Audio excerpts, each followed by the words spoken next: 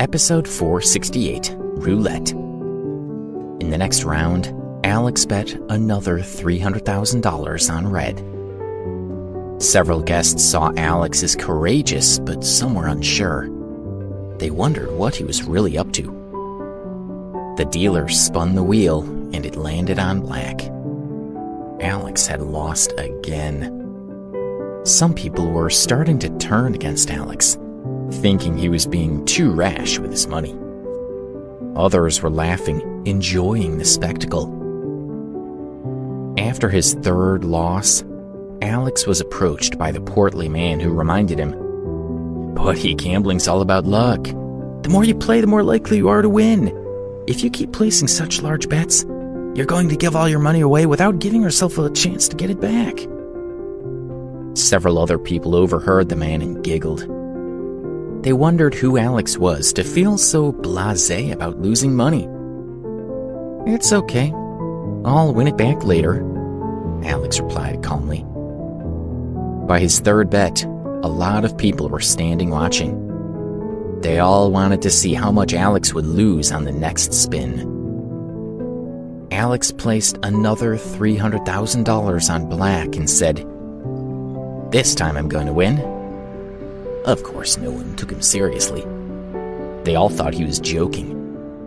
Everyone knew that winning in a casino was all about luck, and you can't determine your own luck. "Everyone, place your bets, please," called the croupier, smiling to encourage people to play. While everyone else hesitated, Alex stepped forward and said, "I'll bet again. I must win this time."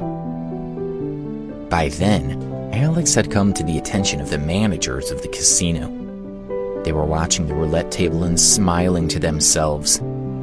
This boy would make them rich if he continued to bet so generously. The croupier spun the wheel, and Alex lost again. The portly man just couldn't watch him lose any more money. He said, "Buddy, don't you think you've lost enough? I think you better stop for tonight." Alex smiled but placed another $300,000 on red. As he placed them on the table, he looked at the plastic chips and thought, "They really don't even look like money, just a pile of plastic." The croupier smiled. He knew that his bosses would be watching and might even give him a bonus for the amount he had won them from this young man. Alex noticed that the croupier touched something on the underside of the roulette wheel while he was distracting the gamblers. He was a little puzzled about it. Suddenly, the crowd burst into laughter. Alex realized that the croupier was also starting to take bets from the crowd on whether Alex would win. Almost 20 people had gathered around to bet against Alex. The croupier spun the wheel, and Alex lost again. The portly man shook his head sadly. He had come across gamblers like this young man before. They could lose everything they owned but would still continue to gamble. As a result of their addiction, they would go deeper and deeper into debt until finally, their entire families would be ruined. Although the young man in front of him looked confident, the man was worried about him. And he certainly didn't seem willing to listen to any advice. Most of the crowd thought that Alex was a fool. The portly man was very anxious and still wanted to help Alex. Although he wasn't a relative, he had a good feeling about Alex and didn't want him to lose everything. He tried to persuade him. "Buddy, for your own good, let's go for a walk." Alex simply smiled at the man, trying to convey to him that he was in control, that he knew what he was doing. But to the man, Alex seemed to be possessed by the devil. He wouldn't stop gambling. Alex noticed that the atmosphere in the casino had changed subtly. Previously, he had been surrounded by other gamblers, but now several staff seemed to have congregated around the roulette table.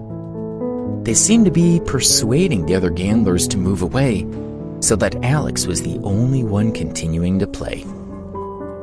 The truth was that the staff had noticed the large bets that Alex was placing. and they wanted him to continue without being persuaded to stop by the other clients. They'd also noticed the crowd around him getting very excited, and they wanted to calm things down. In the next few games, Alex lost almost all of his chips. He hadn't won a single game. How could anyone have such poor luck? In less than an hour, he had lost $5 million. No one could believe what they had just witnessed. The portly man looked at Alex from the other side of the room and sighed. He thought, "Oh, that boy was stupid. I bet he's lost every penny he had. I hope he has somewhere to sleep tonight." The man was a regular in the casino. Although he never gambled too much himself, he had seen too many ignorant young men like Alex losing all their money. Now that the crowd had calmed down, the staff moved away, and the other gamblers started to return to watch Alex. They wanted to see how bad a person's luck could be. Would he not even win a single game? When they gathered back around the roulette wheel, Alex had only $300,000 left. He had lost all the rest. Alex didn't know that he was being watched from an upper balcony by a somber-looking middle-aged man with a cigar in his mouth. One of the casino croupiers told the man, "Boss, that young man's a fool."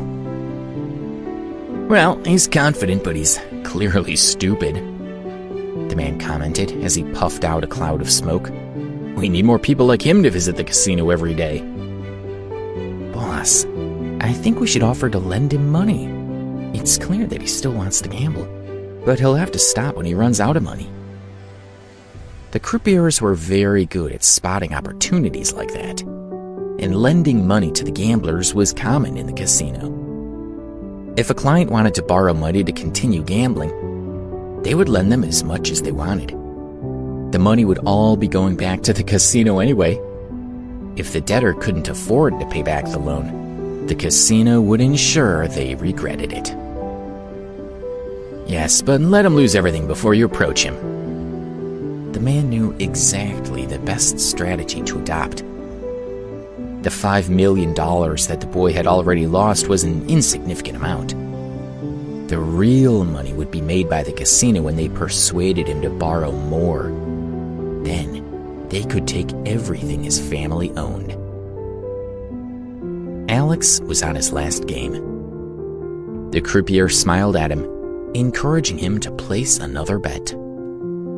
Without any hesitation, Alex placed the last of his chips on black. The croupier spun the wheel, and Alex lost again. The beautiful woman who had first greeted Alex saw what was happening. She approached him and asked politely, "Sir, do you need more chips?"